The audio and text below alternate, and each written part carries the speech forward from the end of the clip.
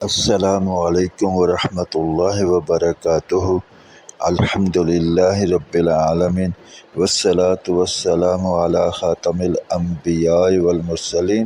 آج ہماری گفتگو کا موضوع کسی مسلمان کو لعنت ملامت کرنے کی ممانعت سے متعلق ہے۔ ترمذی شریف حدیث نمبر 2019 حضرت عبداللہ بن مسعود رضی اللہ عنہ سے روایت ہے، نبی مکرم صلی اللہ علیہ وآلہ وسلم نے ارشاد فرمایا، مومن کے لیے مناسب نہیں کہ وہ لعنت ملامت کرنے والا ہو۔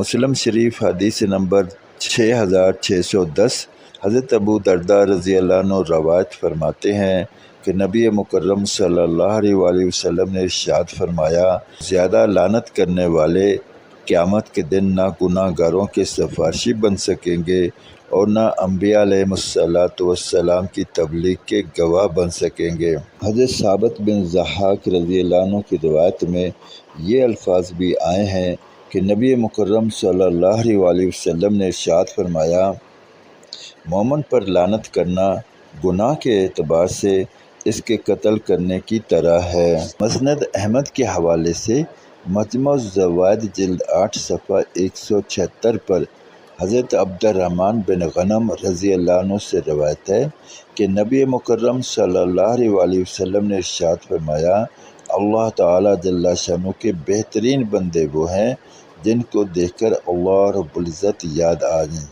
اور بدترین بندے چغلیاں کھانے والے، دوستوں میں جدائی ڈالنے والے اور اللہ تعالیٰ جل شانہ کے پاک دامن بندوں کو کسی گناہ یا کسی پریشانی میں مبتلا کرنے کی کوشش میں لگے رہنے والے ہیں۔ مسلمان کو بھی لعنت ملامت کرنا اللہ رب العزت اور اللہ کے پیارے حبیب محمد کریم رؤوف الرحیم صلی اللہ علیہ وآلہ وسلم کو انتہائی ناپسند ہے، اور کسی بھی مسلمان کی عزت کو، تکریم کو بڑھانا، اس کی مشکل میں اس کے کام آنا اللہ رب العزت کو اور اللہ کے پیارے حبیب محمد کریم رؤوف الرحیم صلی اللہ علیہ وآلہ وسلم کا انتہائی پسندیدہ عمل ہے۔ یہ ہم پر ہے کہ ہم اللہ رب العزت کے پسندیدہ اعمال کو اختیار کر کے اللہ رب العزت کی قرب کو حاصل کر لیں، یا اللہ رب العزت کے ناپسندیدہ اعمال کو اختیار کر کے اللہ رب العزت سے دوری کے راستہ اختیار کر لیں۔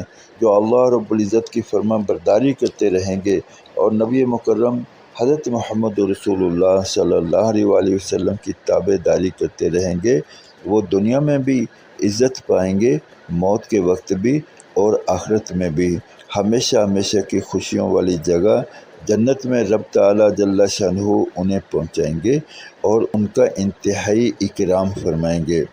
لیکن اگر اللہ رب العزت کی اور اللہ کے محبوب صلی اللہ علیہ وآلہ وسلم کی نافرمانی ہوتی رہی تو اگر موت سے پہلے توبہ کی توفیق نہ ملی تو پھر دنیا بھی خراب ہے اور آخرت تو خراب ہے ہی ہے۔ انسان گناہ کا پتلا ہے، اس سے نافرمانی ہو جاتی ہے۔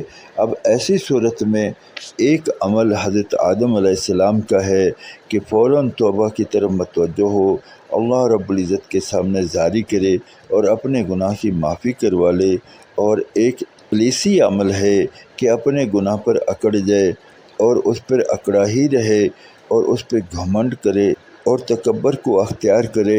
ایسا عمل اللہ رب العزت کو انتہائی ناپسند ہے، اور رب تعالیٰ جل شانہ اس پر پھر عذاب بھی سخت فرماتے ہیں، پکڑ بھی سخت فرماتے ہیں۔ گزارش ہے کہ ان باتوں کو اپنے دوست احباب عزیز و اقارب تک پہنچائیں۔ اللہ کریم جل شانہ مجھے، آپ کو اور ہم سب کو اپنے گناہوں پر سچی توبہ کرنے والا اور اللہ رب العزت کو راضی کرنے والا، اللہ کے محبوب محمد کریم رؤوف الرحیم صلی اللہ علیہ وآلہ وسلم کی کامل پیروی کرنے والا بنا دے۔ اس سے ہماری دنیا بھی بنے گی اور آخرت بھی بنے گی۔ گزارش ہے کہ خود نیکی کو اختیار کرنے کی کوشش کرتے ہوئے دوسروں کو نیکی کی طرف بلانا، یہ اس امت کا خصوصی عمل ہے اور آج اسی ہی کی کمی ہو رہی ہے۔